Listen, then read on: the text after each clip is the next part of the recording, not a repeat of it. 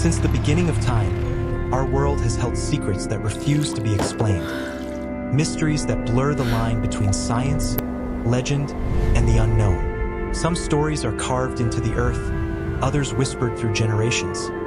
Yet all of them invite the same question. How much do we really know about the world around us? Before we uncover today's mystery, I'd love for you to join this journey. Hit the like button, subscribe, and share this video so our community of explorers keeps growing. And in the comments, tell us, where in the world are you watching from and what time is it right now? It helps us see just how far this community reaches. And tell me, had you already heard stories like these before? Or is this your first time discovering them? Your feedback is not only welcome, it shapes what mysteries we explore next.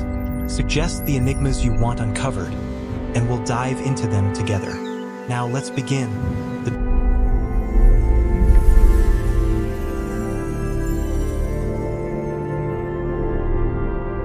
The door to Hell, Turkmenistan, in the heart of the Karakum Desert, where the sands stretch endlessly beneath a scorching sun. A fiery crater burns with an intensity that defies nature. Locals call it the door to hell.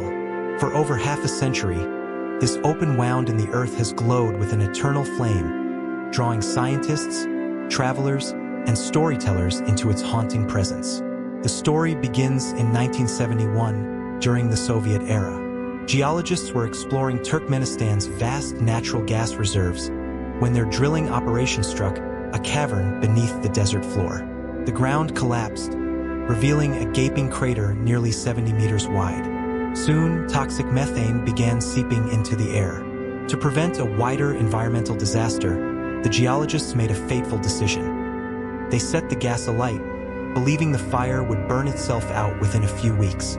But weeks turned into months, months into years, and now, more than 50 years later, the flames continue to rage. Standing at the edge of the crater, the scene is both mesmerizing and unsettling. Flames leap from every crevice, casting an orange glow against the desert night. The heat is so intense that the air itself shimmers, while the smell of burning gas lingers for miles. The crater is not simply a fire. It is a constant reminder of human ambition colliding with the unpredictable forces of the earth. Scientists have long studied the door to hell, fascinated by its resilience. The Karakum Desert holds some of the largest natural gas deposits in the world, and the crater taps into this underground wealth. Yet, no one can say with certainty how long it will continue to burn. Some suggest decades more. Others whisper that it could smolder for centuries. Even with modern technology, the exact scale of the gas field beneath remains a mystery. Beyond its geological intrigue, the crater has become a symbol, wrapped in myth and legend. To nearby communities, it is more than just a fire. It is a portal, a place where the earth breathes its fury. Tourists who brave the desert roads describe it as standing before a living furnace, a place where time feels suspended and the natural order overturned. In recent years, the Turkmen government has debated whether to extinguish the flames, citing environmental and economic concerns. Yet attempts to seal it remain uncertain, as the fire resists control, almost as if it guards its own existence. So, the door to hell continues to burn, untouched, unexplained, and unyielding. A crater born of human hands, yet now beyond human command. As the desert night falls and the horizon glows with an otherworldly fire, one cannot help but wonder, how long will this inferno endure, and what secrets still lie beneath the sands of Turkmenistan's eternal flame? Blood Falls, Antarctica, in the heart of one of the coldest, driest, and most unforgiving places on Earth. A strange river of crimson pours from the face of a glacier. This unsettling spectacle, known as Blood Falls, has baffled explorers and scientists for over a century. Against the blinding white of Antarctica's Taylor Glacier, the sight of scarlet water seeping out onto the ice is both mesmerizing and unsettling, as if the ice itself were bleeding. Discovered in 1911 by the Australian geologist Griffith Taylor, the phenomenon defied early explanation. At first, many believed the red coloration came from algae, a reasonable assumption in an environment where microbes often surprise researchers by thriving in unexpected places. Yet as years passed, the mystery only deepened. No algae were found. The flow remained constant, even in conditions where liquid water should have been impossible. Modern research has uncovered a story locked beneath the ice for nearly 2 million years. Blood Falls, it turns out, is not blood at all but salt water, rich in iron, trapped deep beneath the glacier. When this iron-rich brine emerges into the air, it oxidizes, essentially rusting on contact, and stains the outflow a vivid red. The effect is startling, an otherworldly river of rust flowing through the snow. But the mystery does not end there. The brine itself is unlike any ordinary salt water. It is so salty that it cannot freeze, even in Antarctic temperatures. Buried beneath 400 meters of ice, this hidden reservoir has remained isolated for millennia, cut off from sunlight and the outside world. In this darkness, researchers discovered something even more remarkable: life. Microscopic organisms, sealed away in this extreme environment, continue to survive by using iron and sulfur in chemical reactions instead of relying on sunlight. Their existence suggests that life can adapt to conditions once thought uninhabitable. To some scientists, Blood Falls is more than a geological curiosity. It is a window into the resilience of life itself. If organisms can endure here, cut off from the surface for ages, perhaps life could exist in similar environments elsewhere in the universe, on icy moons like Europa or Enceladus. Even with these discoveries, questions remain. How exactly does the subglacial water system circulate beneath such immense pressure? How have these organisms sustained themselves for so long without external nutrients? And how much more might be hidden in the silent, frozen valleys of Antarctica? Blood Falls is not a river of blood, but something far more mysterious. A living record of Earth's hidden past, and perhaps a clue to the survival of life beyond our planet. As the red waters continue to seep quietly across the ice, they remind us that even in the most desolate places, the Earth keeps its secrets, secrets that wait patiently for us to uncover them. Crooked Forest, Poland, deep within the quiet landscapes of western Poland, a peculiar grove of pine trees bends reality itself. Known as the Crooked Forest, it is a place where nature seems to follow rules of its own, rules that no one has ever fully explained. Nestled near the village of Zarnowo, just outside the town of Grafino, this forest contains around 400 pine trees, all planted in the 1930s. At first glance, they seem ordinary, tall, straight trunks rising into the sky, forming the familiar stillness of a pine wood. But as your eyes adjust, something unexpected appears. Each tree at its base curves sharply to the north, forming a smooth, almost deliberate hook before rising upright again. The bend is so uniform, so intentional, that it seems as if the entire forest has been carefully designed by unseen hands. The effect is mesmerizing. Walking through the grove, one cannot shake the sense of a hidden pattern, a message encrypted into the very wood. The trees all bend in the same direction, beginning their curve just above the ground, and each angle measures close to 90 degrees. It is not a random accident of growth, it is a coordinated anomaly. So, how did this happen?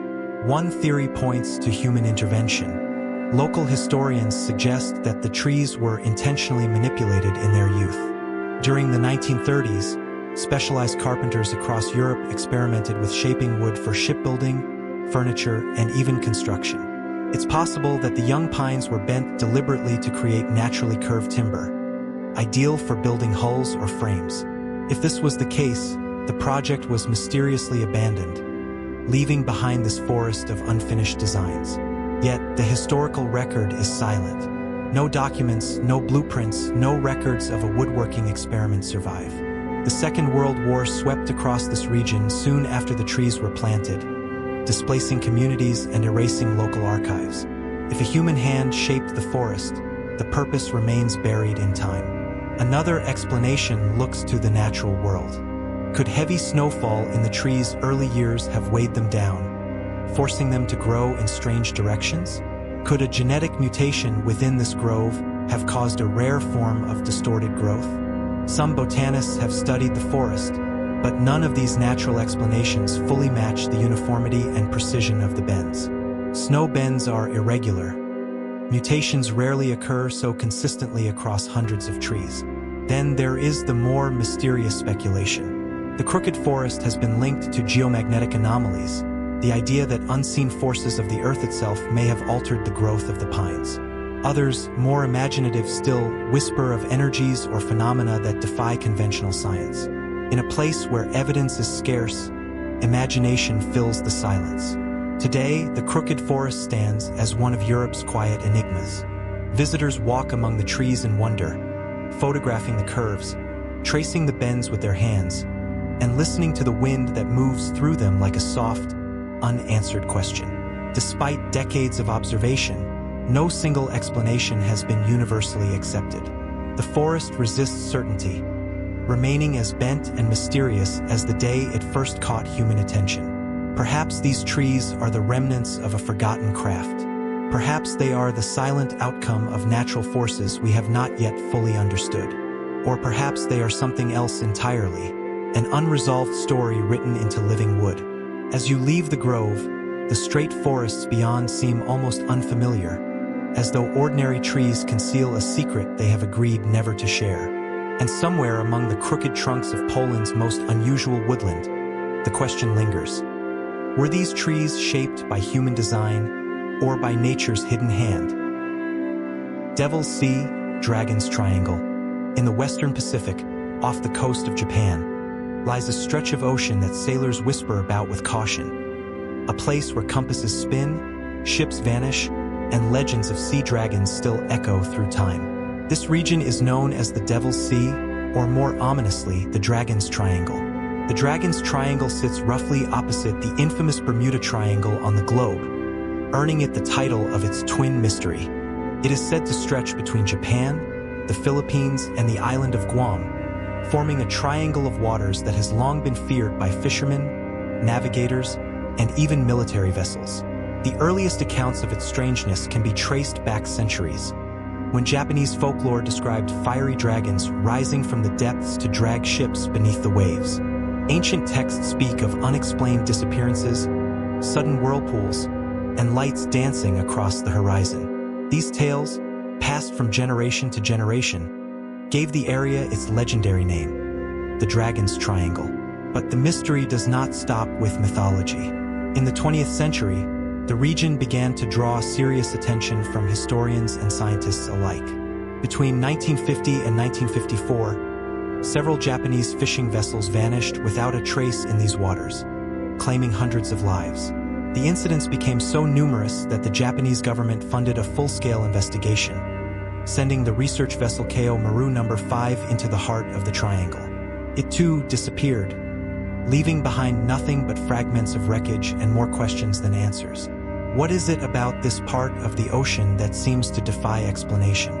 Some researchers suggest the answer lies in the very geology of the region. The Dragon's Triangle sits along one of the most active tectonic zones in the world.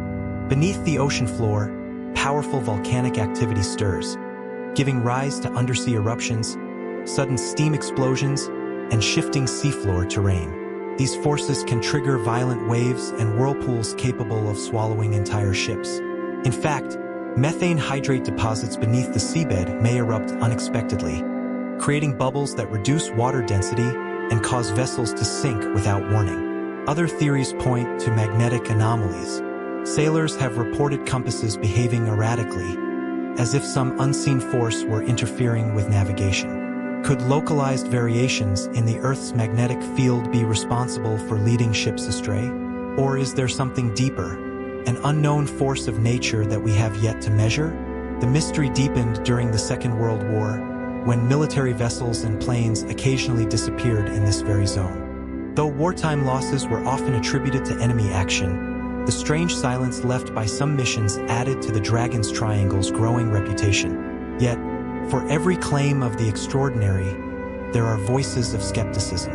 Modern researchers argue that the disappearances are not greater in number than in any other busy maritime region of the Pacific. They suggest that the Dragon's Triangle's treacherous weather patterns, powerful typhoons, and heavy sea traffic could explain the tragedies without the need for dragons or mysteries. In their view, The legend has grown from a mix of natural hazards, human error, and folklore that magnified every incident into something more sinister. Still, the aura of the Dragon's Triangle remains.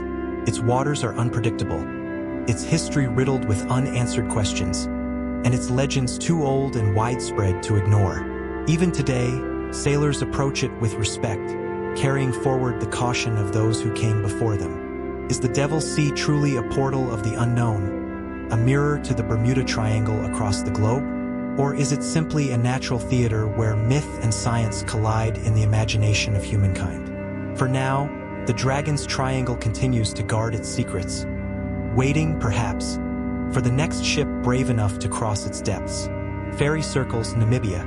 Across the vast, arid expanse of Namibia's grasslands, a peculiar pattern emerges, circles of barren earth, perfectly outlined, stretching for miles across the desert floor.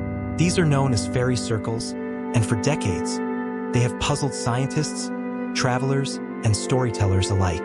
At first glance, the fairy circles appear almost otherworldly. Each is a patch of empty soil, ringed by tufts of grass, and spaced with a curious regularity.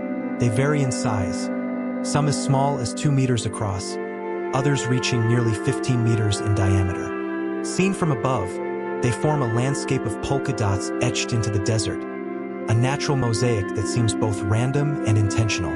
For the Himba people who have lived in Namibia for centuries, these circles are not simply ecological oddities.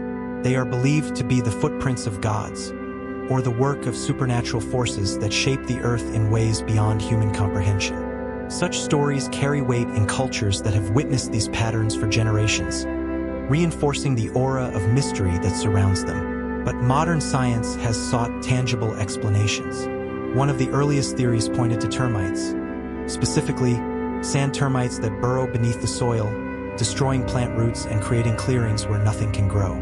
According to this view, the circles are the result of countless tiny architects, engineering the desert floor to suit their colonies. Termite nests and dead plant matter discovered beneath some circles seem to support this idea.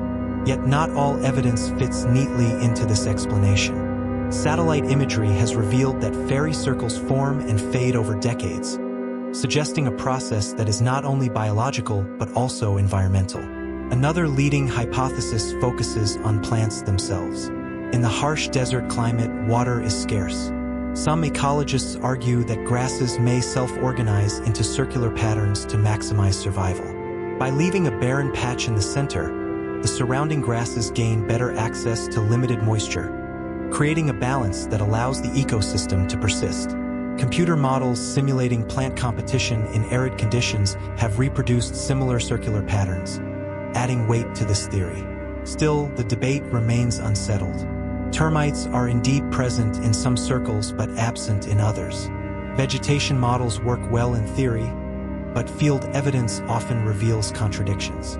In many cases, the two forces, termites and plants, may be working together, shaping the land in ways that are both subtle and complex. Beyond Namibia, similar patterns have been observed in Australia, raising new questions about whether the phenomenon is unique to southern Africa or part of a broader natural principle. The circles in both regions share striking similarities, hinting that nature may follow hidden rules we are only beginning to uncover. What makes fairy circles so compelling is not just their appearance, but their persistence in defying a single, definitive explanation. They remind us that even in an age of advanced science and technology, the Earth holds secrets that resist easy answers. Each circle, bare yet surrounded by life, represents a balance between mystery and discovery, between the known and the unknown. And as the sun sets over Namibia's red desert sands, casting long shadows across these barren rings, one cannot help but wonder, are we looking at the quiet handiwork of insects and plants, or at something deeper, a language written by the desert itself, waiting for us to understand? Lake Hillier, Pink Lake, nestled on the remote edge of Middle Island, just off the southern coast of Western Australia, lies a lake unlike any other. From above, it appears as though a vast splash of strawberry milk has been poured onto the rugged landscape. This is Lake Hillier, a body of water so distinctly pink that it defies the expectations of what a natural lake should look like. Discovered in 1802 by British navigator Matthew Flinders, Lake Hillier has puzzled observers for centuries.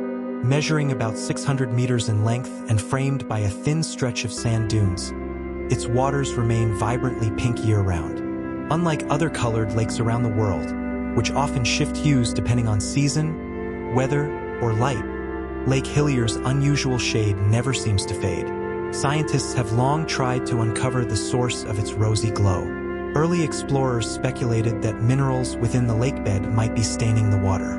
Others suggested that algae could be the key, much like the red tide blooms that occasionally transform coastal waters elsewhere. Today, research points toward a combination of microscopic organisms, particularly a species of algae called Dunaliella salina. These organisms thrive in the lake's extremely salty environment, producing carotenoid pigments similar to those found in carrots. When sunlight strikes the lake, the pigments reflect back in shades of bubblegum pink. But algae alone may not hold the entire answer. Studies have shown that certain bacteria, including halobacteria, may also play a role. Living within the lake's salt crusts, they produce their own reddish compounds, further enhancing the coloration. And then there's the high salinity itself. Lake Hillier is almost as salty as the Dead Sea. This extreme environment amplifies the optical effects of light interacting with the pigments, making the pink hue appear even more intense to the human eye. Curiously, the water's color doesn't disappear when removed from the lake. Visitors who have taken samples report that the liquid remains distinctly pink even in glass containers, suggesting the color is not simply a trick of reflection or lighting. This sets Lake Hillier apart from many other pink lakes around the world, where the coloration often vanishes once water is taken away. While scientists lean toward this microbial explanation, the complete story remains unfinished. Some argue that there may still be additional, undiscovered factors contributing to the phenomenon. Could the unique composition of minerals beneath the lakebed be enhancing the pigments? Or is there a more complex interaction between algae, bacteria, and salinity that we have yet to fully understand? Despite its unusual appearance, Lake Hillier is considered safe. In fact, samples suggest the water is not harmful to humans, though its extreme saltiness makes swimming challenging. For now, however, most visitors can only view the lake from the air. Middle Island is remote, and access is limited to preserve its fragile ecosystem. As a result, Lake Hillier remains largely untouched, a vibrant secret shimmering quietly along Australia's rugged coastline. For centuries, this small, isolated lake has drawn the curiosity of explorers, scientists, and travelers alike. It stands as a reminder that even in an age of satellites, laboratories, and advanced technology, nature can still surprise us with mysteries hiding in plain sight. Why does Lake Hillier stay so consistently pink, when so many other lakes lose their color with the shifting of seasons? Perhaps the answer lies waiting beneath its salty surface, in worlds too small for the naked eye to see. Or perhaps, like so many of Earth's enduring enigmas, it is destined to remain a puzzle, a permanent splash of pink, painted by forces we have only begun to understand. Magnetic Hill, India, in the high-altitude desert of Ladakh, where the rugged Himalayas carve a stark horizon, there is a stretch of road that seems to defy the very laws of nature. It is known as Magnetic Hill, a place where vehicles, left in neutral, appear to roll uphill against gravity. This unassuming patch of road lies about 30 kilometers from Leh, along the Leh-Kargil-Baltic National Highway. At first glance, it looks like any other stretch of tarmac cutting through the barren mountains. But to travelers and scientists alike, it has long stood as one of the most curious landmarks of northern India. The phenomenon is simple yet puzzling. A car left at the marked spot begins to move on its own, seemingly pulled upward along the slope. Cyclists feel their bikes dragged against their pedaling. Even water poured on the ground appears to flow uphill. For generations, locals explained the mystery with legends. Some spoke of a road leading to heaven, others of unseen forces guarding the valley. The stories became part of Ladakha's oral traditions, passed down through travelers who came to test the hill's secret. From a scientific perspective, two main explanations have been put forward. The first is magnetic interference. Some researchers speculated that the hill contained strong deposits of magnetic or beneath its surface, powerful enough to affect engines and mechanical systems. This idea gained traction in the early 20th century when magnetic anomalies were being studied worldwide. However, instruments brought to the site revealed no unusual magnetic field, certainly nothing capable of pulling a vehicle against gravity. The second explanation lies in the realm of optical illusion. The surrounding landscape of rolling hills and uneven horizons creates a distorted perspective. The slope that appears to climb upward is, in reality, slightly downhill. The road is tilted in such a way that the absence of a visible horizon tricks the human eye into misjudging angles. What seems like an uphill climb is actually a descent, gravity at work, but hidden behind a veil of visual deception. Yet, even with this rational explanation, the experience remains uncanny. Travelers who stop at Magnetic Hill still describe the sensation as otherworldly. To stand on the roadside and watch a bus glide slowly uphill without any effort from its driver is to feel, for a brief moment, that natural law has been suspended. The Indian Army, which maintains the highway, has even marked a spot with white paint instructing visitors where to stop their vehicles. Thousands of tourists each year test the phenomenon, some convinced of a hidden magnetic pull, others satisfied with the illusion theory. The hill has become not only a scientific curiosity, but also a cultural landmark, drawing those who wish to see for themselves whether the impossible can happen. Magnetic Hill sits in one of the most remote and silent landscapes on Earth. Here, at an altitude of over 11,000 feet, winds whistle across barren ridges, and the road stretches endlessly into the mountains. It is perhaps the starkness, the emptiness of the horizon, the raw isolation, that amplifies the mystery. In such a place, even a small disturbance in perception feels monumental, as though the land itself holds secrets beyond human understanding. So, is Magnetic Hill truly a place where gravity bends, or merely a trick of the eye? The rational mind may lean toward illusion, yet the heart of the traveler still wonders if there is something unseen beneath the ground, or beyond it, that science has yet to uncover. And as vehicles continue to glide across this strange stretch of Ladakh, the hill remains what it has always been. A reminder that even in our most familiar world, mystery waits quietly by the roadside. Eternal Flame Falls, New York. Deep within a quiet forest in western New York, water tumbles gracefully over sandstone rock, its path glistening with the light of the sun. But hidden behind this gentle cascade is a flame, a small but steady flicker of fire that seems to burn against all odds. This is Eternal Flame Falls, a place where earth, water, and fire come together in a union so unlikely. It has inspired stories, legends, and scientific curiosity for generations. At first glance, the flame seems impossible. Flames should not survive beneath falling water. Yet here, in a shallow grotto sheltered by the waterfall's curtain, a golden blaze burns continuously, flickering in the mist. Visitors describe the sight as both enchanting and otherworldly, as though they've stumbled upon a portal between natural worlds. But what keeps this flame alive?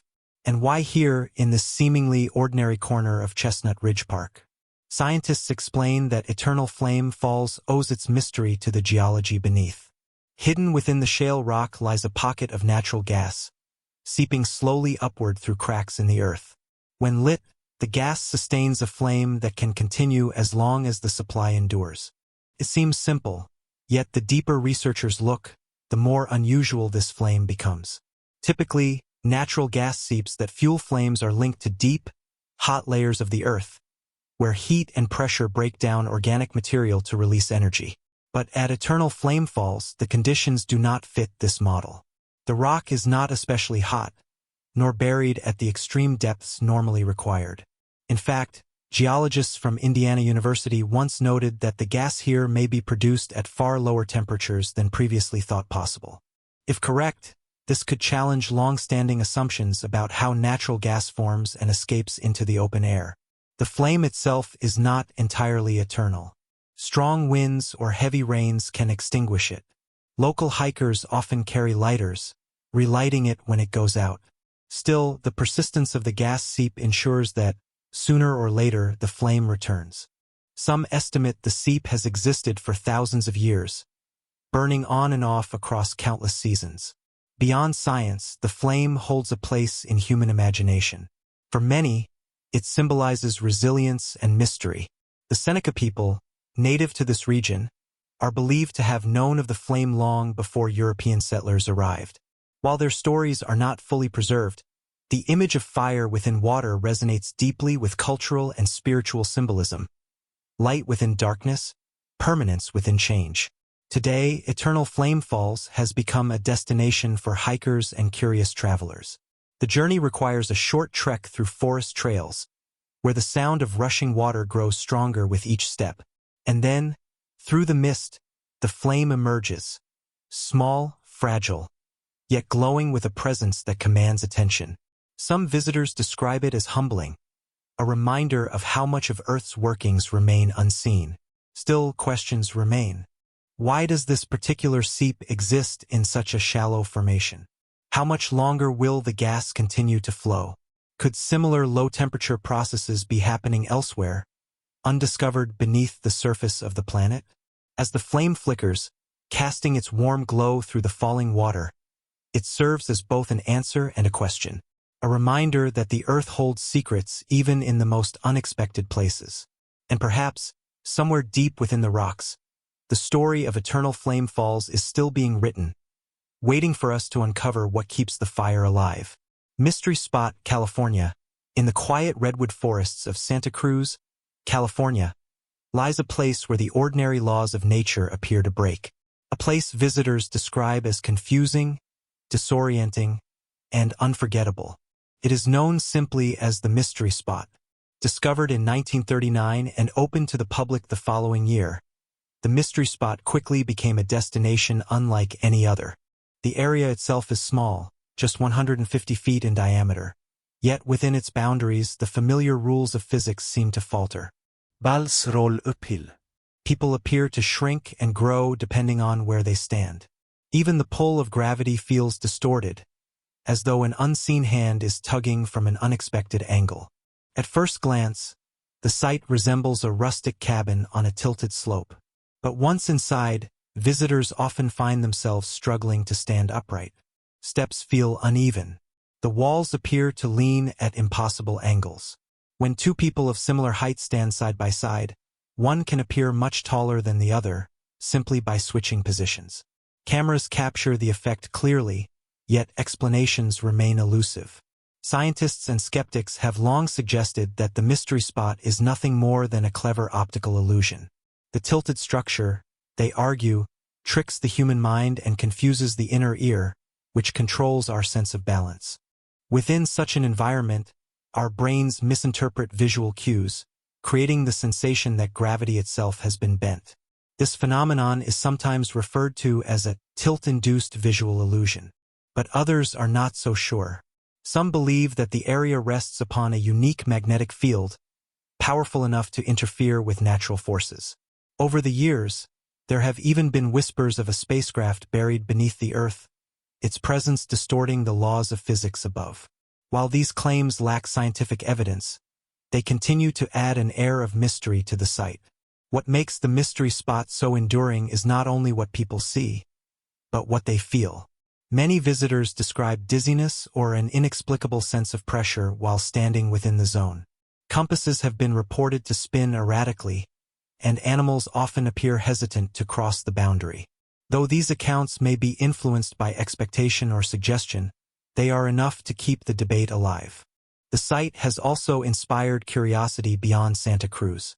Across the United States, similar gravitational anomalies have been promoted, often called gravity hills or magnetic hills. In these places, cars left in neutral seem to roll uphill, and objects appear to defy the normal pull of the Earth.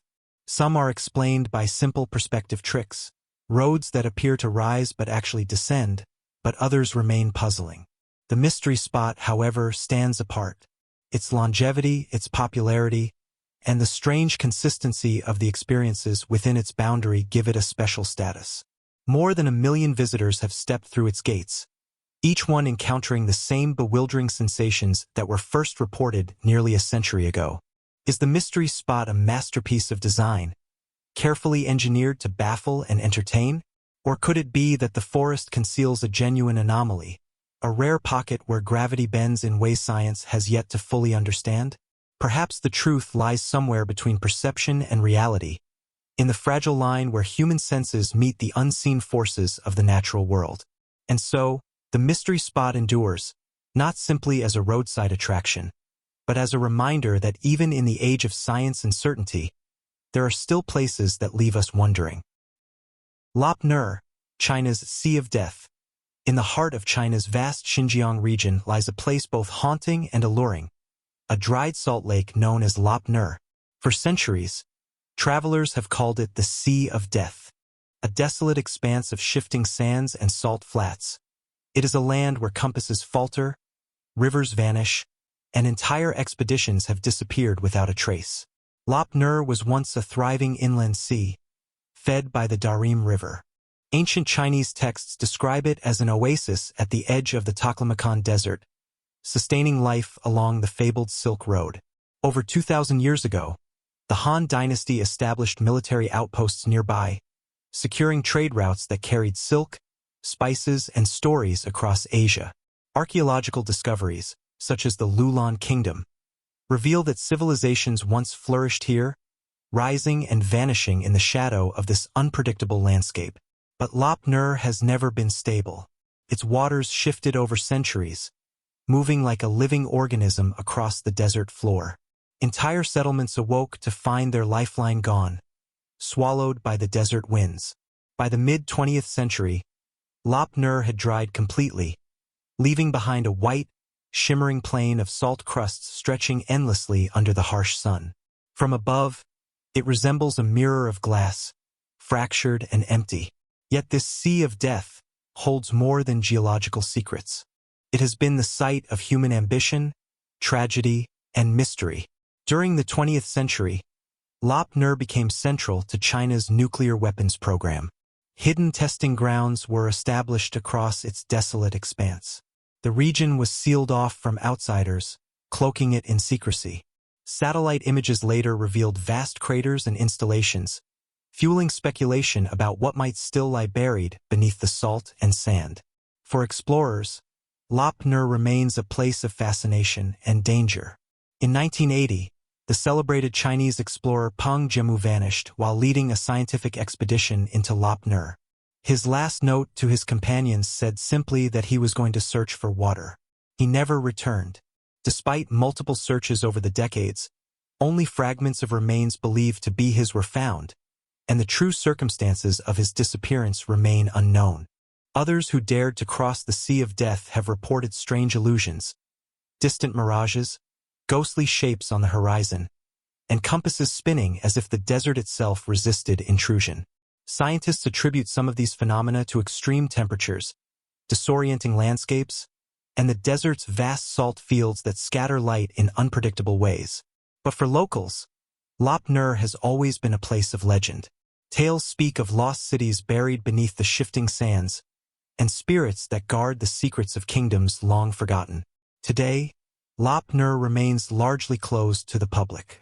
Its past as a nuclear testing ground has left lingering questions about safety, while its unforgiving environment continues to challenge anyone who dares to enter. Archaeologists still debate how entire civilizations managed to survive in this desert and why they ultimately vanished. Standing at the edge of Lop Nur is like standing on the threshold of another world, a place that has been an oasis, a graveyard, a testing ground, and a mystery all at once. It is a reminder of nature's power to both sustain and erase, and of humanity's endless drive to venture into the unknown. And as the desert winds sweep across the shimmering salt plains, one can't help but wonder, how many secrets still lie beneath the silent surface of the Sea of Death? Lake Kaluk, Spotted Lake, Canada. There is a place in the heart of British Columbia where water turns into a canvas of shifting circles, each one holding secrets whispered through centuries.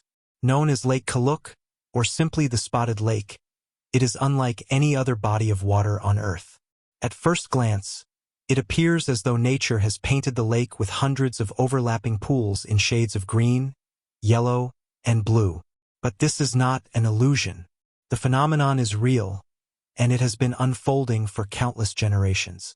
Located near Osseous, Lake Kaluk is one of the world's most mineral-rich lakes. Beneath its shallow waters lies an extraordinary concentration of magnesium sulfate, calcium, sodium, and other trace minerals.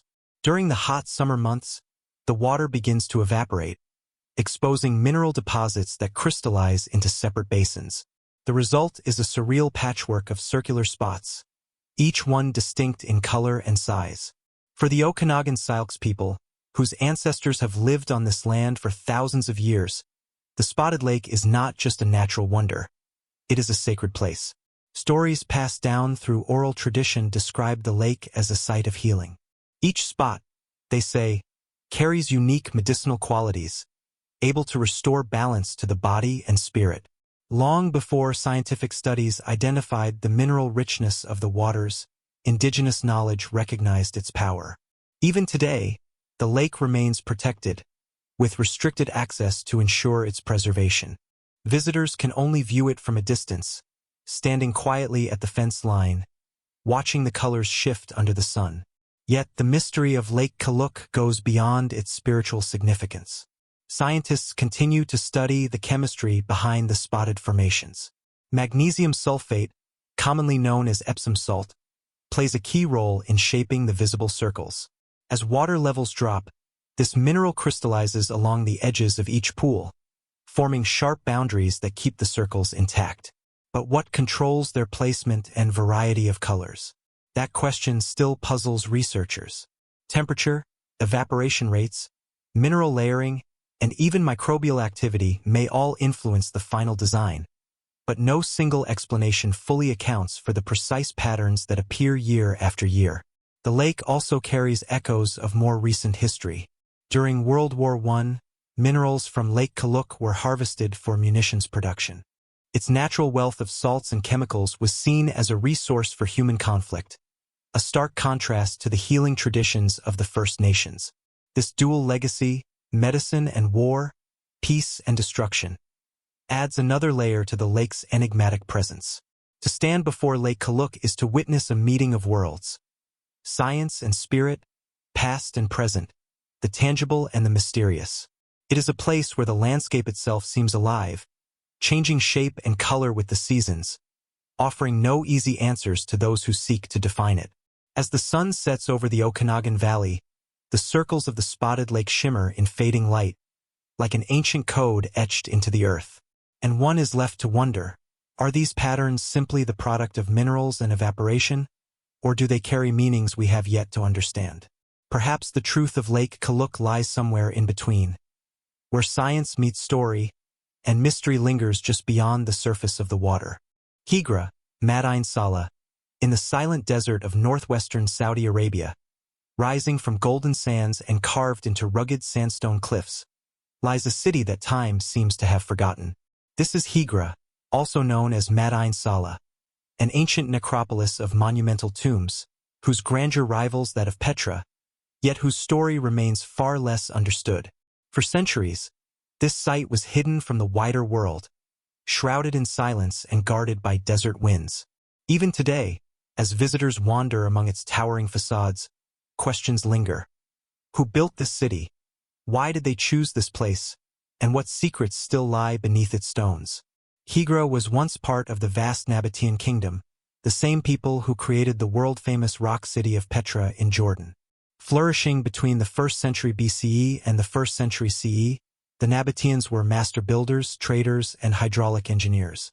They carved their cities directly into stone, blending artistry with functionality, leaving behind monuments that endure long after their civilization vanished.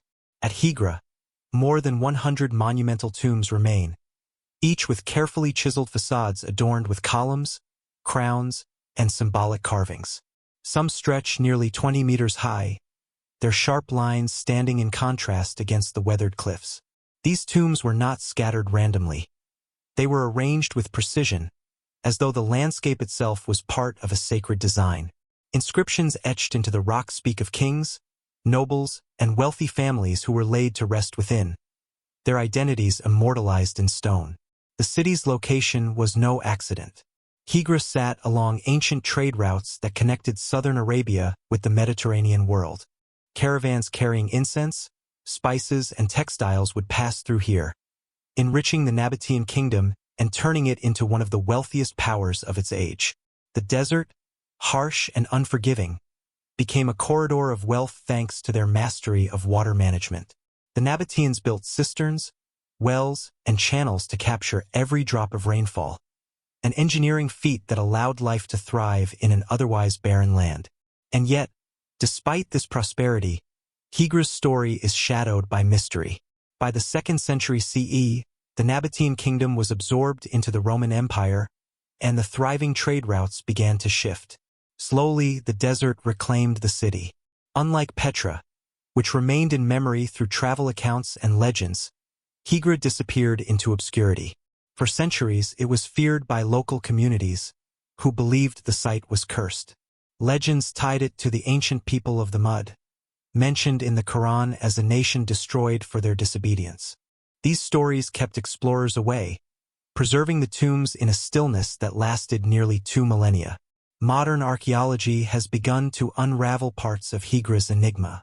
In 2008, it became Saudi Arabia's first UNESCO World Heritage Site, opening its gates to the world.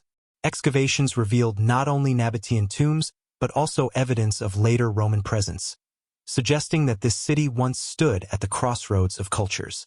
Still, much remains unknown. Unlike Petra, Hijra offers little evidence of grand temples or bustling markets. Was it primarily a necropolis, a city of the dead, or was there once a living community thriving nearby, its traces now lost to the sand?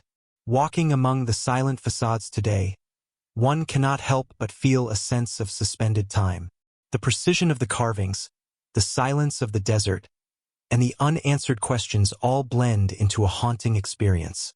Hijra invites us to imagine a world where desert empires flourished and faded, leaving only stone to whisper their story. Perhaps the greatest mystery of Hijra is not what we see carved into its cliffs, but what we do not yet know, what still lies buried beneath the sand, waiting for the right moment to be revealed. Temple of Kailasa, Ellora Caves. Carved from a single mountain of solid basalt, the Kailasa temple at Ellora is not built in the ordinary sense of the word. It is revealed. A monument created not by laying stones one upon another, but by cutting away everything that was not temple. Even today, the sight of it leaves historians, archaeologists, and engineers with more questions than answers. The temple, dedicated to Lord Shiva, lies within the Ellora cave complex in Maharashtra, India. Dating back to the 8th century under the rule of the Rashtrakuta dynasty, it represents a pinnacle of rock-cut architecture. But what sets Kailasa apart is not only its size, but the manner of its creation. Imagine a mountain, more than 200,000 tons of volcanic rock, gradually chipped away to reveal a freestanding temple, one that spans twice the area of the Parthenon in Athens and rises almost as high as a modern 10-story building.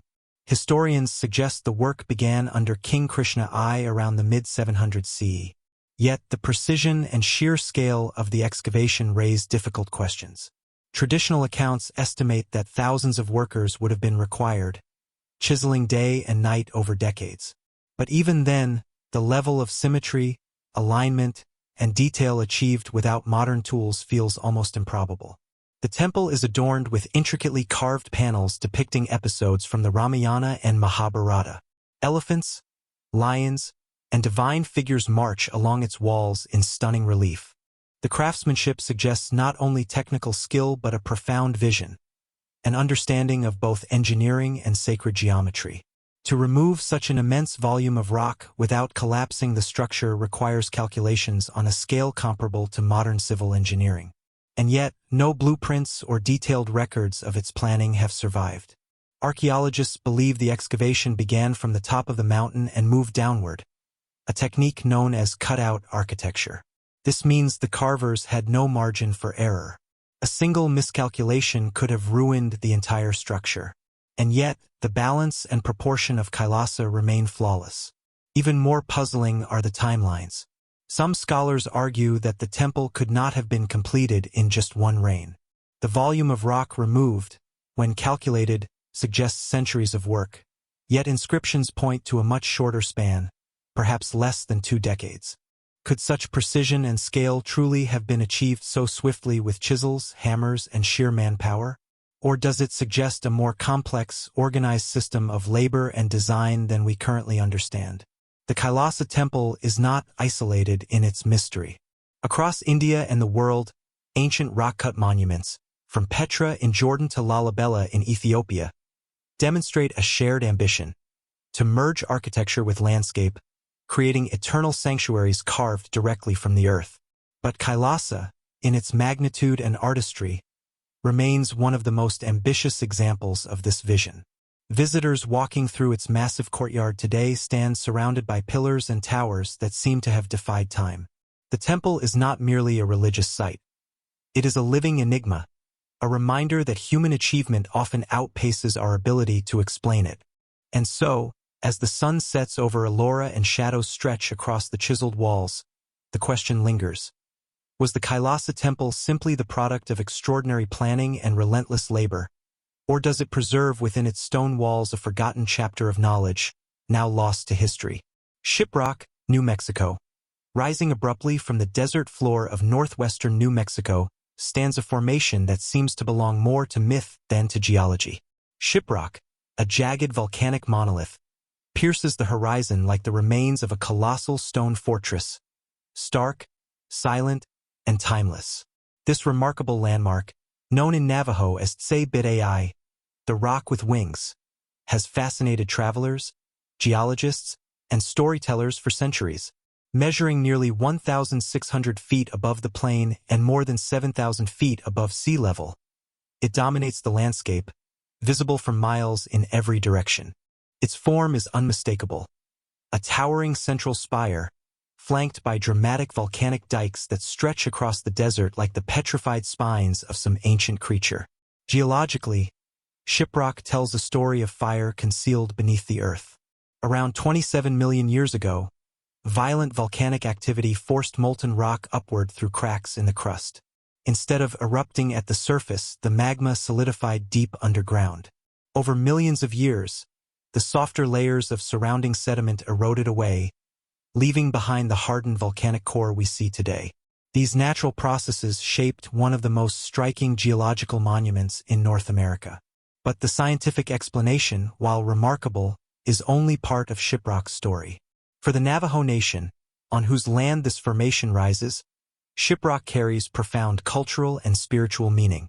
According to traditional belief, the Great Rock is the body of a giant bird that once carried the Navajo people on its back to safety. Legends say the rock with wings landed in the desert, providing a home and protection for the people. Its towering walls and sharp ridges, in this telling, are not just stone. They are the remains of a living being that guided and sheltered an entire nation. Because of this sacred significance, climbing Shiprock is prohibited. The formation is not merely a landmark to be conquered.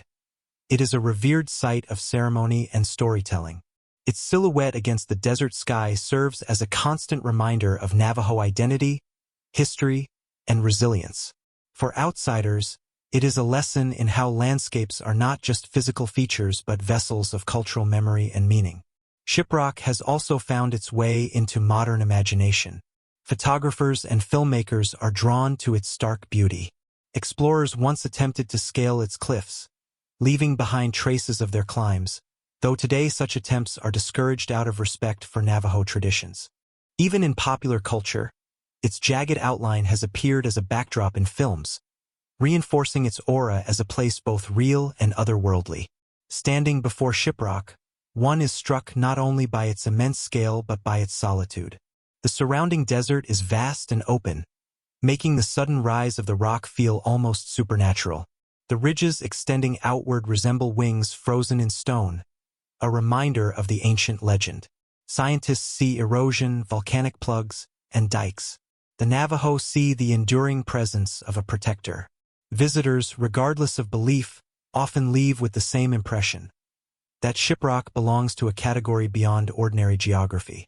And so it remains, a monument of fire turned to stone, a sanctuary of legend, and a mystery carved by both earth and story. Shiprock challenges us to consider how much of the world is explained by science, and how much remains illuminated only by the stories we tell. Serpent Mound, Ohio. In the rolling hills of southern Ohio lies an ancient earthwork so vast, it can only be fully grasped from above. A great serpent, uncoiling across the land, its body stretching more than 1,300 feet. Its curves precise, deliberate, and enduring.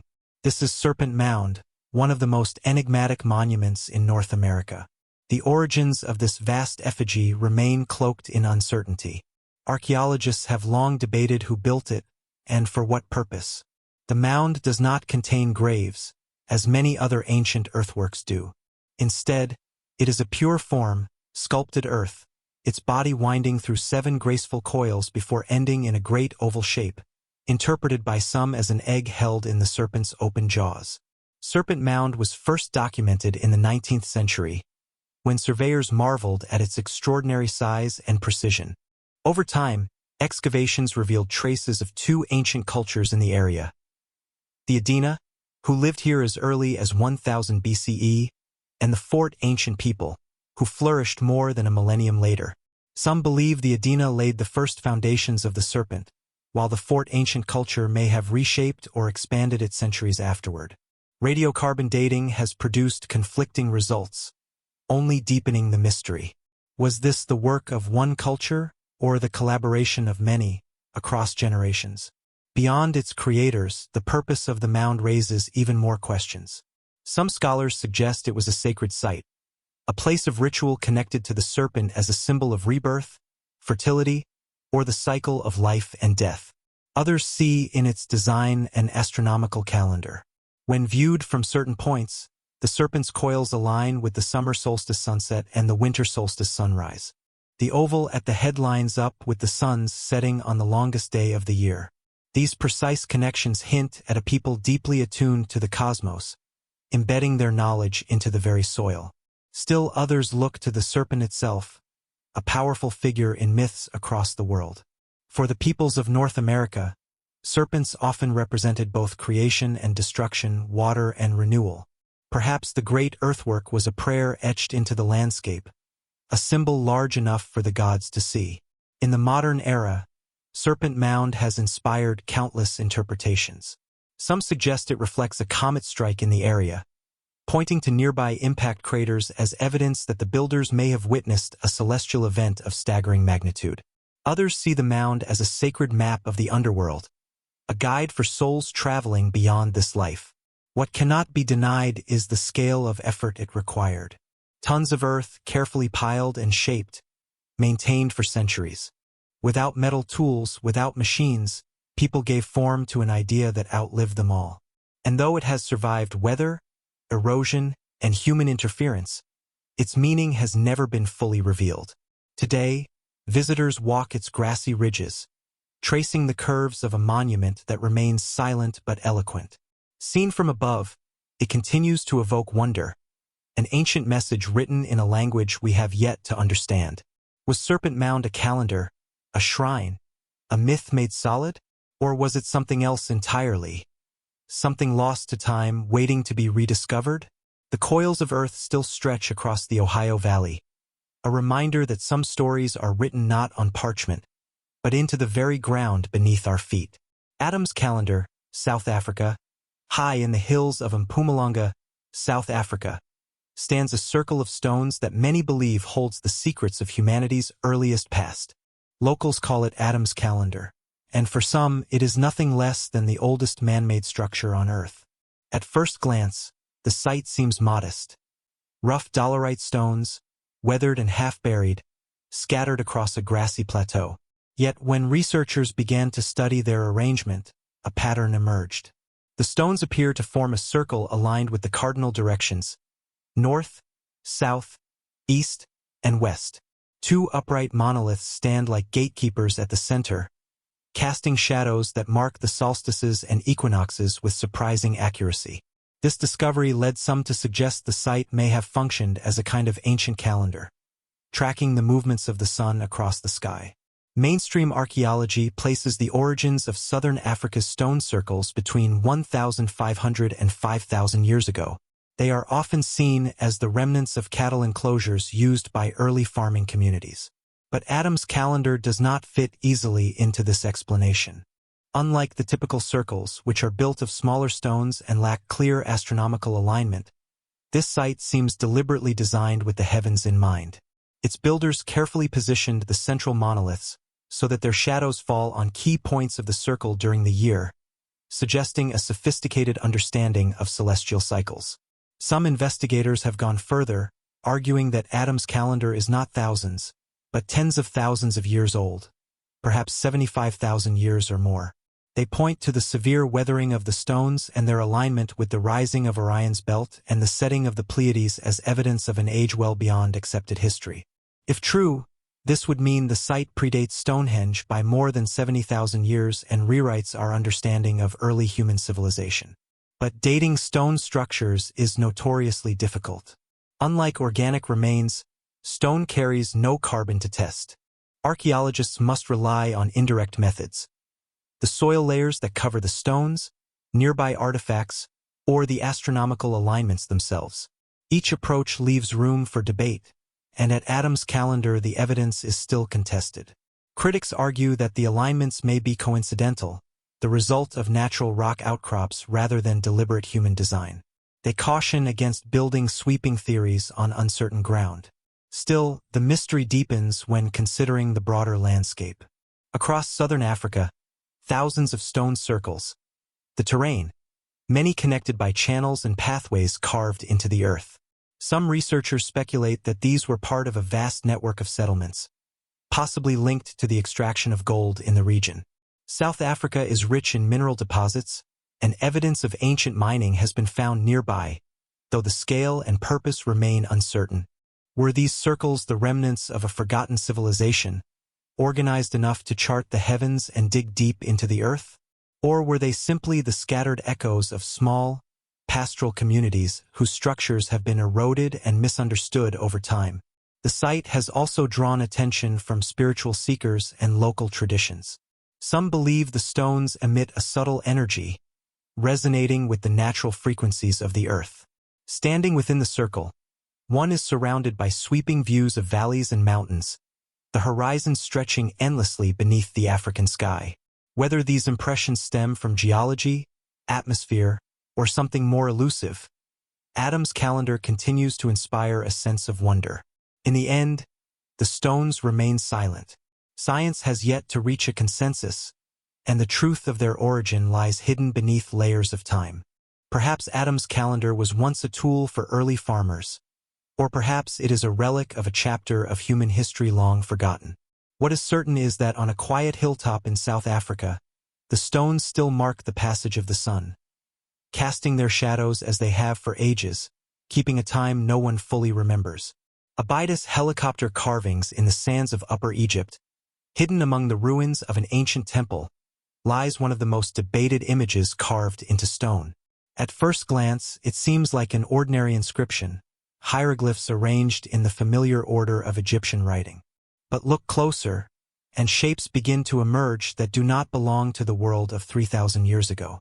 Among the carvings appear outlines that resemble a helicopter, a submarine, and even futuristic aircraft.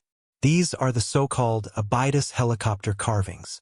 The setting is the Temple of Seti I at Abydos, one of Egypt's most sacred cities. Built around the 13th century BCE, the temple was meant as a place of worship to Osiris and a monument to the king himself. Its walls are covered in detailed hieroglyphs that record not only prayers and rituals, but also the lineage of rulers and their achievements. Yet on one particular lintel, above a doorway in a hall dedicated to Seti, the strange carvings appear, etched so clearly that visitors for decades have paused in wonder. To many observers, the shapes are unmistakable. One appears to have rotor blades and a tail boom like a modern helicopter. Another, long and narrow, resembles a submarine. Others look like sleek fighter jets. The suggestion is impossible to ignore. How could an ancient civilization, thousands of years before powered flight, have left behind what look like modern machines? The mystery took hold in the late 20th century, when photographs of the carvings spread beyond Egypt. They fueled speculation in alternative history circles, where some argued that the ancient Egyptians might have had contact with advanced technology, or even visitors from beyond Earth. For these groups, the Abydos carvings were evidence, written in stone, of knowledge lost to history. But Egyptologists offer a different explanation, one rooted in the layers of stone itself. The carvings, they argue, are not depictions of machines at all, but a result of a practice called palimpsest. Over time, pharaohs often reused or altered inscriptions to mark their own reigns. In Abydos, hieroglyphs carved during Seti I's reign were later recarved by his successor, Ramses II. As the plaster covering the old hieroglyphs wore away, the overlapping signs produced unusual shapes, some of which coincidentally resemble helicopters or aircraft to modern eyes. The theory fits with Egyptian tradition. Ramses II was known for modifying earlier monuments to assert his presence. And in this case, the combination of two different layers of hieroglyphs created a strange visual puzzle. Where once the signs had a clear meaning, the erosion over centuries left behind composite figures, accidental forms that our minds connect with modern imagery. Yet, even with this explanation, fascination with the Abydos carvings has not faded. The human eye is drawn to patterns, and the idea of modern machines appearing in ancient stone is too compelling for many to dismiss. Travelers who stand in the dim halls of Abydos still tilt their heads upward, tracing the lines of rotors, wings, and hulls against the sandstone. For them, the mystery lies not only in the carvings, but in the possibility that history holds secrets beyond what scholars can prove. So the debate continues. Are the Abydos carvings a simple accident of overlapping hieroglyphs, or a message that points to something more, something beyond the reach of our current understanding? The stone remains silent, weathered by centuries, offering no answers. It only invites each visitor to decide what they see, the remnants of eroded writing, or glimpses of machines that should not exist in the world of ancient Egypt. Ciudad Perdida, Colombia, hidden deep within the lush green slopes of the Sierra Nevada mountains of northern Colombia, lies a city older than Machu Picchu, a city that remained lost to the world for centuries. Today, it is called Ciudad Perdida, the Lost City. Discovered only in the 1970s, this ancient site is believed to have been founded around the 8th century by the Tairona civilization. The Tairona were a powerful indigenous people whose culture thrived long before the arrival of the Spanish. For generations, their descendants lived in the shadow of these mountains, while the terraces, stairways, and plazas of Ciudad Perdida lay hidden under thick rainforest, untouched and unseen. Reaching the city is no simple task. Even today, the journey requires days of trekking through dense jungle, across rivers, and up stone steps, nearly 1,200 of them, that lead into the heart of the ruins. The effort gives a sense of what it may have been like for those who once lived here. A community high above the valleys, carefully built into the mountainside, connected by networks of stone paths and circular terraces. Archaeologists estimate that Ciudad Perdida was home to thousands of people. The Tairona engineered the city with remarkable precision, carving platforms into the steep slopes to support houses and ceremonial structures. They diverted water through channels to prevent flooding and erosion. The city reflects not only technical skill but also a deep understanding of the environment.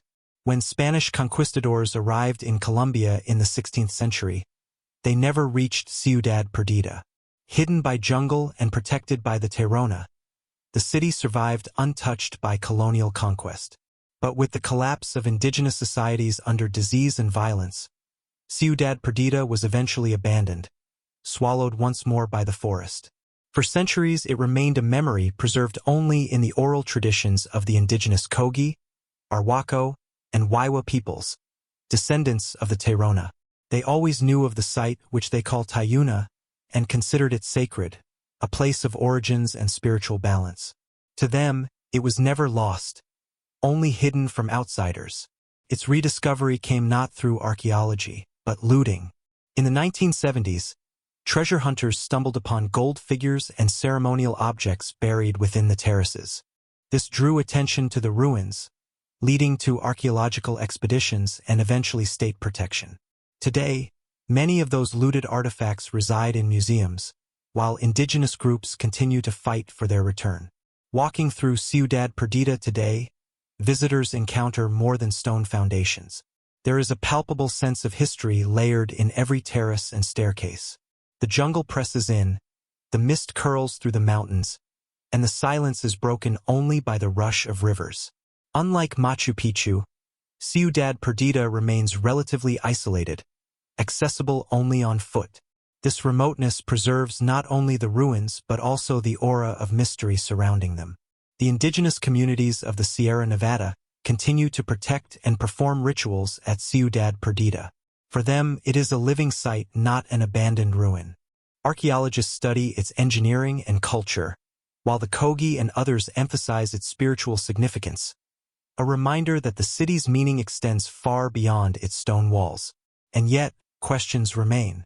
Why was it abandoned so completely? What stories were lost with the collapse of the Terona civilization? Was Ciudad Perdida one city among many, still hidden beneath the jungle canopy? Standing before the terraced platforms of Ciudad Perdida, one cannot help but wonder, how much of the past still lies undiscovered, waiting in silence for the forest to part once again?